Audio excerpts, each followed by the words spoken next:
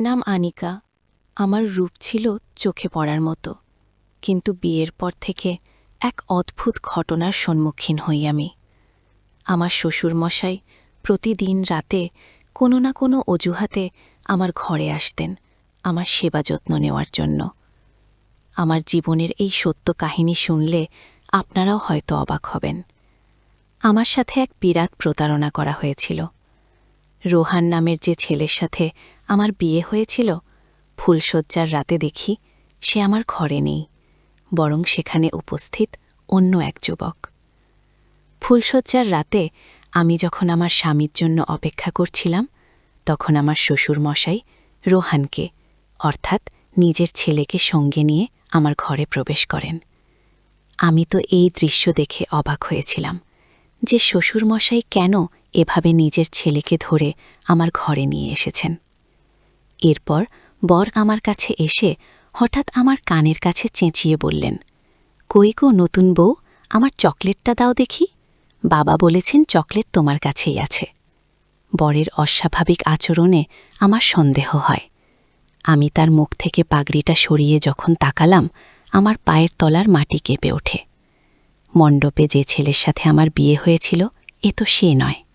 ছেলেটার অদ্ভুত আচরণ দেখে আমি ভয় পেয়ে ঘর থেকে বেরিয়ে যাই এবং চিৎকার করে শ্বশুরমশাইকে ডাকতে থাকি।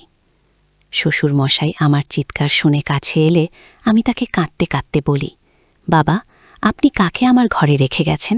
ও তো স্বাভাবিক নয়। আমার তো রোহানের সাথে বিয়ে হয়েছে। রোহান কোথায়? শ্বশুরমশাই তখন এক রহস্যময় হাসি দিয়ে আমার কাঁধে হাত রেখে বললেন, বৌমা, এই তো রোহান, এই আমার একমাত্র ছেলে যার সাথে তোমার বিয়ে হয়েছে। এই ছেলে তোমার স্বামী। যাও, ভেতরে যাও। আমি আতঙ্কিত হয়ে বললাম, বাবা, আপনি একবার ভেতরে এসে দেখুন। এই ছেলেটা রোহান নয়, এর সাথে আমার বিয়ে হয়নি। কিন্তু আমার শ্বশুরমশাই আমার কোনো কথা না শুনে আমাকে জোর করে ঘরের ভেতর ঠেলে দিয়ে বাইরে থেকে দরজা বন্ধ করে দেন। সারা রাত আমাকে সেই অস্বাভাবিক ছেলেটির সাথেই কাটাতে হয়। আমি বুঝতে পারছিলাম যে আমাদের সাথে বিরাট বড় এক ছলনা করা হয়েছে। আমি স্বপ্নেও ভাবতে পারিনি আমার জীবনে এমন কালো দিন নেমে আসবে। সেই মুহূর্তে আমার মাথা কাজ করা বন্ধ করে দিয়েছিল। আমি বুঝে উঠতে পারছিলাম না আমার কি করা উচিত। পরের দিন সকালে আমি আমার বাবা মাকে ফোন করে সব ঘটনা জানাই। তারা আমার শ্বশুর বাড়িতে এলে আমি তাদের খুলে বলি যে কিভাবে শ্বশুরমশাই তাদের কর্মচারীর ছবি দেখিয়ে আমার বিয়ে তার মানসিক ভারসাম্যহীন ছেলের সাথে দিয়েছেন। আমার সব কথা শুনে মা আমাকে একটি চড় মেরে বললেন, তোর লজ্জা করে না নিজের শ্বশুরমশাই নামে এমন মিথ্যে অপবাদ দিতে? আমি মাকে বললাম, মা, তুমি আমার কথা বিশ্বাস করছো না? চলো আমার সাথে, আমি তোমাদের উপরে নিয়ে গিয়ে দেখাচ্ছি যে ছেলেটা কাল রাতে আমার সাথে ছিল সে আসলে কে। আমি যখন বাবা মাকে টেনে উপরের ঘরে নিয়ে গেলাম সেই ছেলেটাকে দেখানোর জন্য, তখন দেখি সব ঘর ফাঁকা, ছেলেটা কোথাও নেই। তখন আমার মা আমার হাত ধরে টেনে বললেন, যার সাথে তোর বিয়ে হয়েছে সেই রোহানের সাথে তো আমরা এখানে এসেই দেখা করেছি। রোহান আমাদের সাথে দেখা করে নিজের কাজে বেরিয়ে গেছে। সে তো সম্পূর্ণ সুস্থ আর স্বাভাবিক। সে অস্বাভাবিক হবে কেন? তোর কথা শুনে মনে হচ্ছে তুই আমাদের বোকা বানানোর চেষ্টা করছিস। বেটা আনিকা, একটা কথা ভালো করে শুনে রাখ। এরপর যদি আমাদের ফোন করে বিরক্ত করিস, আমরা ভুলে যাব যে আমাদের কোনো মেয়ে ছিল। তোর জন্য আজ আমাদের সম্মান ধুলোয় মিশে গেল। ঠিক সেই সময় আমার শ্বশুরমশাই মুচকি হেসে আমার বাবা মাকে বললেন, হয়তো আমার ছেলের সাথে আপনার মেয়ের কোনো বিষয় নিয়ে মনোমালিন্য হয়েছে, তাই ও রেগে গিয়ে আপনাদের ফোন করে ডেকেছে। এরপর আমার শ্বশুর আমার কাছে এসে খুব স্নেহের সাথে আমার মাথায় হাত বুলিয়ে বললেন, দেখো বৌমা, যা হওয়ার তা তো হয়েই গেছে। এখন সব কিছু মেনে নিয়ে এই বাড়িতেই থাকো এবং আমাকে সন্তুষ্ট রাখো। শ্বশুরমশাইয়ের কথা শুনে আমি রেগে গিয়ে বললাম, আপনার লজ্জা হওয়া উচিত। আপনি আমার মতো একটা তরুণী মেয়ের জীবনটা নষ্ট করে দিয়েছেন, আর এখন বলছেন আমাকে সন্তুষ্ট রাখতে। সব কিছু জেনেও আপনি কেন আপনার মানসিক ভারসাম্যহীন ছেলের সাথে আমার বিয়ে দিলেন? শ্বশুরমশাই মুচকি হেসে বললেন, বৌমা, আস্তে আস্তে সবই জানতে পারবে। এখন বেশি কথা না বলে আমার পায়ে একটু তেল মালিশ করে দাও দেখি। তিনি আমাকে রান্নাঘর থেকে বোতল ভর্তি তেল নিয়ে আসতে বলেন, থেকে গরম তেল নিয়ে তার ঘরে যেতে আদেশ করলেন। তিনি বললেন, আমি তোমার শ্বশুর, আমার সেবা যত্ন করার জন্যই তো তোমাকে এই বাড়ির বউ করে এনেছি। আমার শ্বশুর বাড়িতে আমার স্বামী, শ্বশুরমশাই আর দুজন কাজের লোক থাকত। আমার শাশুড়ি অনেক আগেই মারা গিয়েছিলেন। আমার শ্বশুরমশাই একজন ধনী ব্যক্তি ছিলেন, তার চালের বিশাল ব্যবসা ছিল। আমার বাবা মা ভেবেছিলেন এত বড় বাড়িতে আমার বিয়ে হলে আমি খুব সুখে থাকব, কিন্তু তারা আসলে সত্যটা মানতে চাননি। তাই আমিও তাদের থেকে কোনো আশা রাখিনি। শ্বশুরবাড়িতে মাত্র 3 দিনেই আমার দম বন্ধ হয়ে আসছিল। আমার মনের কথা বলার মতো কেউ ছিল না। আমি শুধু ভাবতাম যে কর্মচারী পরিচয় দিয়ে আমার বিয়ে ঠিক করা হয়েছিল সে কোথায় গেল। তার সাথে দেখা হলে হয়তো আমি আমার সব প্রশ্নের উত্তর পেয়ে যাব। সেদিন শ্বশুরমশাই যখন তেল নিয়ে নিজের ঘরে ডাকলেন, তখন বাধ্য হয়েই আমাকে তার সেবা করার জন্য যেতে হলো।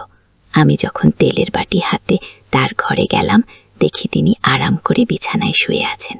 আমাকে দেখে বললেন, তাহলে ঠিক পথে এসেছ, নইলে কিভাবে আনতে হয় সেটা আমি ভালোই জানি। আমি যা বলবো তোমাকে তাই করতে হবে। ওখানে দাগিয়ে না থেকে এদিকে এসে আমার পায়ে ভালো করে মালিশ করে দাও।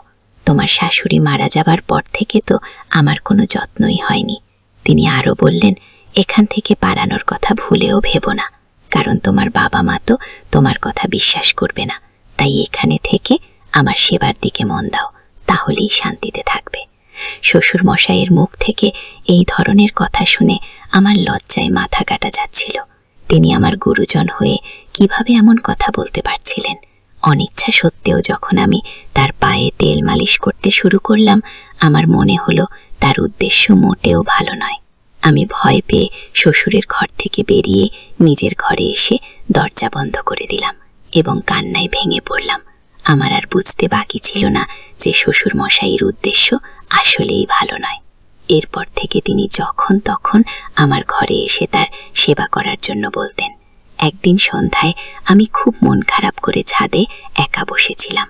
হঠাৎ আমার সামনে যে মানুষটি এসে দাঁড়ালো, তাকে দেখে আমি বিস্ময়ে হতবাক হয়ে গেলাম।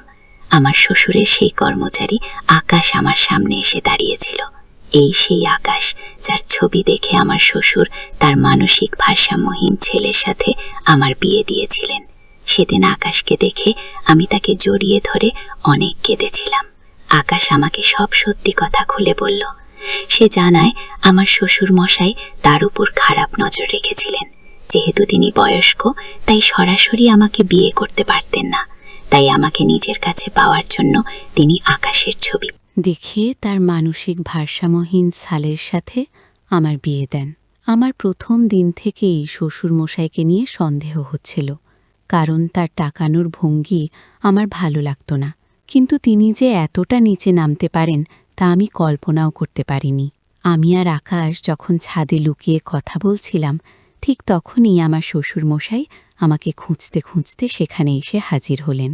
আমাদের দুজনকে একসাথে দেখে তিনি আকাশকে পুলিশের হাতে তুলে দেওয়ার হুমকি দিলেন এবং আমাকে বললেন, ছি বৌমা, তুমি আমার বাড়ির বউ হয়ে অন্য একটা ছেলের সাথে ছাদে লুকিয়ে প্রেম করছ? তোমার কি এর সাথে কোনো অবৈধ সম্পর্ক আছে? শ্বশুরমশাই সব কিছু জেনেও আমার ওপরে দোষ চাপানোর চেষ্টা করছিলেন। সেই সময় আকাশ আমার পক্ষ নিয়ে দাঁড়াল এবং এমন এক সত্য প্রকাশ করল যা শুনে আমার পায়ের তলার মাটি সরে গেল। আকাশ জানায় যে বিয়ের মণ্ডপে আসলে আমার বিয়ে রোহনের সাথে হয়নি, হয়েছিল তার নিজের সাথেই। কারণ রোহন মানসিক ভারসাম্যহীন হওয়ায় সে বিয়ের নিয়মকানুন কিছুই বুঝত না। তাকে মণ্ডপে বসালে সত্যিটা সবার সামনে চলে আসত এবং বিয়েটা ভেঙে যেত। তাই শ্বশুরমশাই চালাকি করে তার কর্মচারী আকাশকেই বরের আসনে বসিয়ে আমার সাথে বিয়ে দিয়েছিলেন। বিয়ে হয়ে যাওয়ার পর মুখ বন্ধ রাখার জন্য শ্বশুরমশাই আকাশকে 5 লক্ষ টাকা দিয়েছিলেন। আকাশ খুব গরিব ঘরের ছেলে হওয়ায় পরিবারের কথা ভেবে টাকাটা নিয়ে নিয়েছিল, কিন্তু পরে সে নিজের ভুল বুঝতে পারে যে টাকার জন্য সে আমার জীবনটা নষ্ট করেছে। তাই সে অনুতপ্ত হয়ে আমাকে সব সত্যি কথা বলতে এসেছিল। শ্বশুরমশাই এই পুরো পরিকল্পনাটি করেছিলেন শুধুমাত্র তার নিজের নোংরা উদ্দেশ্য পূরণ করার জন্য। তার ছেলে যেহেতু ভারসাম্যহীন ছিল, সেই সুযোগকে কাজে লাগিয়ে তিনি আমাকে বাড়ির বউ করে এনেছিলেন, যাতে তিনি আমার সাথে তার খারাপ ইচ্ছাগুলো পূরণ করতে পারেন।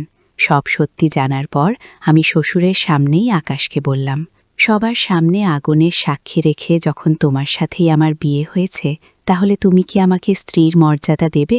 তুমি কি আমাকে তোমার বাড়ি নিয়ে যাবে? তখন আকাশ আমার সামনে হাত জোর করে বলল, ম্যাডাম, আমি খুব গরিব মানুষ, আপনি কি আমার মতো গরিবের সাথে সারা জীবন কাটাতে পারবেন?